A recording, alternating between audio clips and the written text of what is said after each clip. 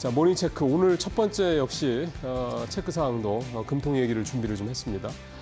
이창용 총재가 간담회를 하고 있는 내용이 나와 있는데 지난달 이 12.3 비상계엄 사태 이후에 이제 원달러 환율이 급등을 하고 여러 가지로 이제 국내 경제 관련돼서 좀 안 좋은 얘기들이 많이 나왔을 때 사실 이제 이거를 수습을 해야 되는 게 사실은 정부인데 정부도 사실은 이번 계엄 사태에 또 이 휘몰이 속에 들어가 있었기 때문에 이걸 사실 그 밖에서 어느 정도 좀 뭐랄까요? 좀 조정을 하고 제어를 하고 브레이크를 좀 걸고 했던 게 이창용 한국은행 총재가 아닌가 생각이 듭니다. 흔한 말로 이제 F4라고 얘기를 했죠. 그거에 대한 부분도 좀 주도했던 게 또 이창용 총재이기도 하고요. 그 당시 이창용 총재가 이제 이런 식으로 가면 여러 가지로 우리 국내 경제 상황이 더 어려워질 거기 때문에 이런 정치적 불확실성에 대한 부분을 완화하기 위해서라도 추가적인 어떤 그런 완화책이 필요하다 이런 얘기를 했고 그 부분이 이제 1월 달에 그러면 금통위가 금리를 내리겠구나 이렇게 시장에서는 해석을 했었습니다. 실제로 이제 시중금리도 채권 시장도 이런 부분들을 좀 일부 반영을 하기도 했었고요. 이제 오늘 금통했기 때문에 어제 국내 채권 전문가들의 이제 그런 설문조사 이런 것들도 여러 언론에서 나왔는데요. 대체적으로는 동결 전망이 일단은 조금 더 높게 나왔습니다. 또 내수 부양을 위해서 금리를 추가로 내릴 것이다 이런 의견도 분명히 있긴 있었는데 일단 전체적으로 무게 중심은 이번 달에는 동결할 것이다. 왜냐하면 작년에 10월, 11월 두 번 연속으로 내린 다음에 이번에 1월 달에 또 내리게 되면 이제 3회 연속, 이건 전례 없는 일이거든요. 이렇게 3회 연속 한국은행이 금리를 내리는 거기 때문에 그에 대한 부담감도 있고 또 앞서 말씀대로 이 원달러 환율 그나마 조금 이제 안정이 돼가는 것 같은데 여기서 만약에 다시 금리를 내렸을 경우 다시 튈 수 있다는 것에 대한 부담 이런 부분도 좀 작용을 했다라고 이제 채권 전문가들은 얘기를 했는데요. 근데 이제 제가 눈여겨보는 부분은 이 12월 전망이 그 당시에는 1월 달에 금리를 동결할 것이라는 게 83%였습니다. 이게 60%로 23%포인트나 이제 내려갔다라는 거. 이 얘기는 거꾸로 얘기하면 금리를 더 내릴 수도 있다라는 쪽의 의견들이 더 올라왔다, 늘어났다 이런 얘기도 좀 되는 거죠.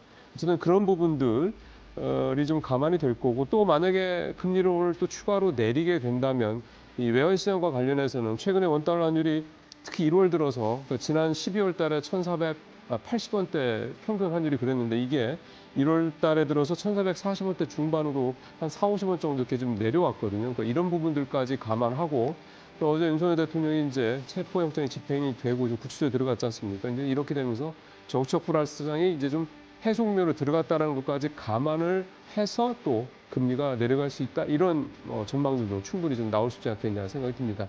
결국 오늘같이 사실 어느 쪽으로 갈지 지배적인 의견이 나오지 않는 날 같은 경우는 역시 뚜껑을 열어봐야 되지 않겠냐. 그리고 오늘 또 중요한 거는 이창용 총재가 기자회견에서 어떤 얘기를 할 것인가. 이 두 가지 포인트를 가지고 좀 오늘 금통위를 지켜보시면 좋을 것 같습니다. 자, 두 번째 체크 사항으로 가보면요. 서학개미들 올 들어서 이제 한 보름 됐지 않습니까? 그래서 이제 뭘 많이 샀는지 그 집계가 됐는데 보니까요. 역시 테슬라였고요. 압도적입니다. 14억 5천만 달러를 매수를 했고 그 다음에 드렉시온 데일리 테슬라 2대 EX 쉐어 이거는 이제 테슬라 주가를 테슬라의 이제 레버리지를 2배를 매기는 그런 이제 ETF 상품이 되는 거죠. 이것도 8억 8천만 달러. 그러니까 결국은 1위, 2위가 다 테슬라라는 얘기입니다. 엄청난 거죠. 테슬라에 대한 우리 지금 현재 서학개미들의 이 집중도가. 자, 그 다음에 다섯 번째가 아이온큐였고요. 여섯 번째가 리제트 컴퓨팅. 그 다음에 30위가 이제 디웨이브 퀀텀이었는데, 그러니까 대략 10위권 중에서 두 종목이 이제 이런 여러분들 잘 아시는 양자 컴퓨팅 관련 주였다라는 거. 굉장히 좀 많이 샀다라고 좀 보는 겁니다. 10위권에서 두 개가 이 두 양자 컴퓨팅 관련주였는데 산 것도 많이 샀습니다. 6억 달러, 5억 달러 합쳐서 이 두 개만 합쳐서 11억 달러가 넘으니까요. 이렇게 좀 많이 샀고요. 결국 이제 이런 결과는 우리 서학개미들은 이제 일론 머스크가 이제 트럼프 2기 정부에 참여하는 거였다는 기대감. 이건 사실 새삼스러운 건 아닌데 이게 여전히 새해 들어서도 작동을 하고 있다 이렇게 봐야 되는 거고. 양자 컴퓨팅 관련주는 사실 지금 워낙에 핫하죠. 특히 이제 CS 2025를 기점으로 해가지고 뭐 폭발적으로 좀 급등을 했다가 지금 좀 주춤하다 다시 이제 올라가는 이게 뭐 변동폭이 뭐 4, 5% 수준이 아니라 20, 30%, 30, 40% 수준으로 오르내리기 때문에 상당히 좀 리스크가 크긴 합니다. 어쨌든 근데 성악개미들이 사실은 좀 레버리지를 되게 즐기기 때문에 최근에 보면 그래서 이렇게 양자 컴퓨팅 중 이렇게 변동성이 큰 종목에 이렇게 대규모 투자를 하고 있지 않느냐 해석이 좀 됩니다. 결국 이제 주가는 좀 봐야죠. 자, 마지막 세 번째는요. 사진을 하나 준비를 했습니다. 이게 어디냐면 종로의 먹자골목입니다. 이게 종로 큰 길가 한 걸음 이제 한 블럭 뒤로 넘어가면 이렇게 먹자골목이 쭉 있지 않습니까? 이게 12월 31일 날 사진인데요.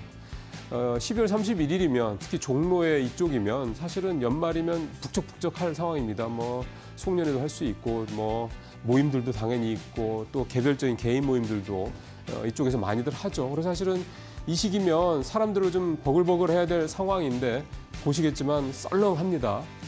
이 정도로 좀 내수가 안 좋다라는 거 얘기가 좀 될 수도 있는 거고요. 근데 이렇게까지 안 되다라고 보니까 당연히 이 여파가 어느 업종에는 미치지 않겠습니까? 이제 결국 이제 내수 중에 대표적인 음식료 업종에 미치는 건데 대표적인 국민주의 소주를 파는 두 회사 하이트진로와 롯데칠성의 주가가 급락을 했습니다. 하이트진로 같은 경우 이제 참이슬을 파는 데죠. 18,960원까지 떨어졌는데 이게 뭐 어제 주가가 중요한 게 아니라 최근의 주가 추이를 보시면 한 2만 원대 근처에서 갑자기 16,000원대 중반으로 뚝 떨어지는 모습이 나타나고 있습니다. 그러니까 연말에 기대 효과가 있는데 전혀 그게 반영이 안 되다 보니까 주가가 그대로 이렇게 직격탄을 맞은 꼴이 되는 거고 롯데칠성도 주가가 좀 많이 떨어졌습니다.